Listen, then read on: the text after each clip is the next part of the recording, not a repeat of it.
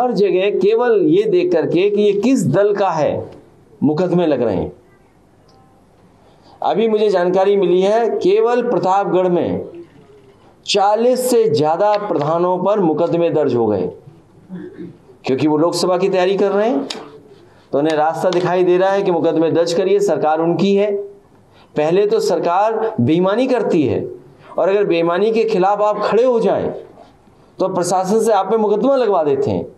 ये नए तरह का मॉडल है। आप यहाँ जितने लोग मौजूद हैं वो जानते होंगे, एमएलसी का चुनाव रहा हो, जबरदस्ती प्रशासन से हरवा दिया।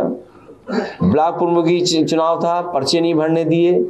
जिला पंचायत में खूब पैसा और प्रशासन का दबाव बनाया।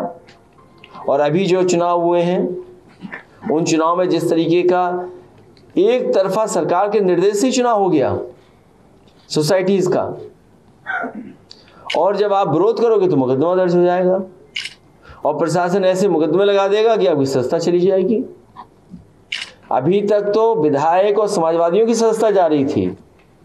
आप देखिए बीजेपी का कमाल, इनके काम करने का तरीका, किसकी सत्ता बचेगी इस तरह। सीएसआर फंड से 34 स्कूटी दिए वन विभाग को आज। किससे? CSR fund. नहीं, वो सीएसआर से देखिए, मुझे नहीं पता है कि कॉरपोरेशन का या किस रूप में खर्च किया जा सकता है। सीएसआर से स्कूटी दी है, स्कूटी किसको दे दी? वन विभाग। वन विभाग को जी। किसने दी? सीएसआर किसका है? देना तो ज्यादा, 34 मात्र दे पाए। नहीं भाई, घोषणा पत्र में स्कूटी थी, आपको बजट से देना था, सीएसआर से नहीं देना था। स्टेट बजट से अगर देना था तो स्टेट बजट से देना था। वन विभाग का तो दूसरा मामला चल रहा है, सारस का। सीएम नहीं दिया सर। और दूसरी चीज आज संदीप, इसका मतलब ये है कि इनके पास बजट नहीं है। बजट अगर होता तो ये बजट से स्कूटी देते हैं, क्योंकि इन्हें अपनी घोषणा पूरी करनी है तो किसी पे दबाव बनाया होगा, किसी कंपनी पर, किसी उद्योगपति पर, उसका सीएसआर लेकर के स्कूटी दी गई होंगी।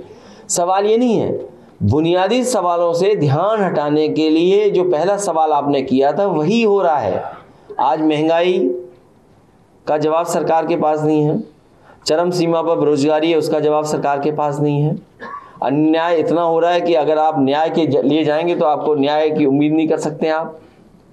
अभी चाहे किसी रूप में हो, इतनी बड़ी बड़ी घटनाएं घट रही जिसकी आप कल्पना नहीं कर सकते। अभी एटा में कुछ जलेसर एटा में कुछ लोगों ने, जो धार्मिक लोग हैं, प्रतिष्ठित लोग हैं, उन्होंने भगवान बुद्ध की प्रतिमा थाईलैंड से मंगा के लगाई। पता नहीं किसने तोड़ दी, खंडित कर दी। आखिर ऐसे कौन लोग हैं, कौन सी ताकतें हैं जो भगवान बुद्ध को नहीं पसंद कर रहे?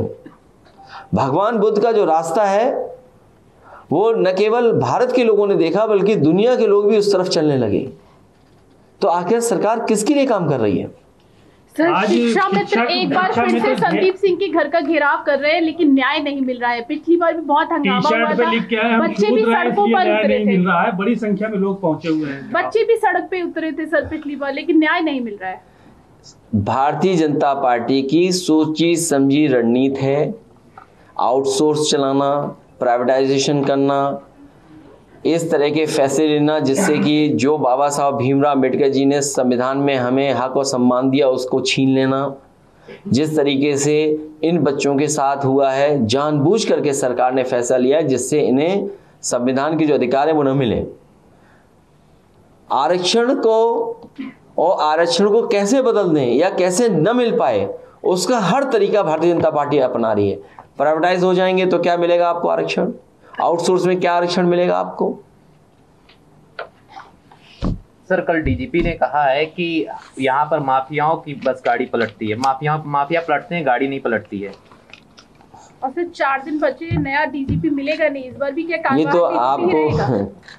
तो आपको खुद सोचना चाहिए कि सुप्रीम कोर्ट और जो जिस तरीके से डीजीपी बनाया जाता है, क्या उसका उल्लंघन है कि नहीं है?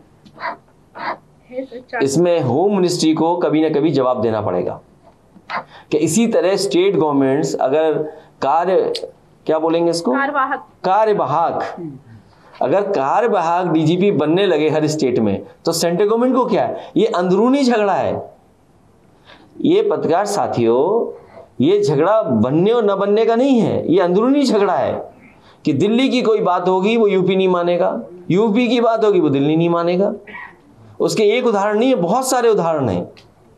इसलिए समाजवादियों तैयार हो जाओ, आपको जनता में जाना है। इनके यहाँ तो झगड़ा लग गया है, जनता को हमें समझाना है और 24 में इनको हराना है। सर अतीक को लाया जा रहा है सर सुरक्षा को लेकर। अरे तुम भी इसी चक्कर में, तुम ये बताओ, पत्रकार साथी इतने पढ़े लिखे बनते हो, व्हाट्सएप चला रहे हो, क्रूड ऑयल आज क्या है? क्रूड ऑयल की कीमत क्या है आज?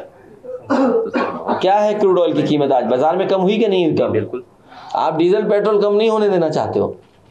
बस डीजल पेट्रोल नहीं, अतीक अहमद वहां से आ रहे हैं, ये आपका सबसे बड़ा मुद्दा है। किसी को नौकरी न मिले, उत्तर प्रदेश बिक जाए। आज अखबार आपने पढ़ा ध्यान से, प्रोविडेंट फंड आज भी अडानी को दिया जा रहा है। यहां पर अगर प्रोविडेंट फंड दे दिया था, उसमें अधिकारी जेल चले गए थे। क्या आपकी हिम्मत है ये बात कहने की कि प्रोविडेंट फंड क्यों दिया जा रहा है अडानी को? अभी जो कंपनी डूब गई, जो कंपनी घाटे में जा रही है, आज भी पैसा दिया जा रहा है, सरकारी पैसा। यूपी में तो जेल भेज दिया था एक अधिकारी को आपने। तो अब अगर यूपी में जेल भेजा जा सकता है प्रोविडेंट फंड देने पर, तो क्या दिल्ली की सरकार जो बड़े बड़े स्टेट बैंक ऑफ इंडिया या LIC के अधिकारियों ने पैसा दिया है जो डूब गया है, क्या उनको जेल भेजा जाएगा कि नहीं भेजा जाएगा? वो नहीं सवाल है। आपके लिए सवाल ये कोई आ रहा है बस।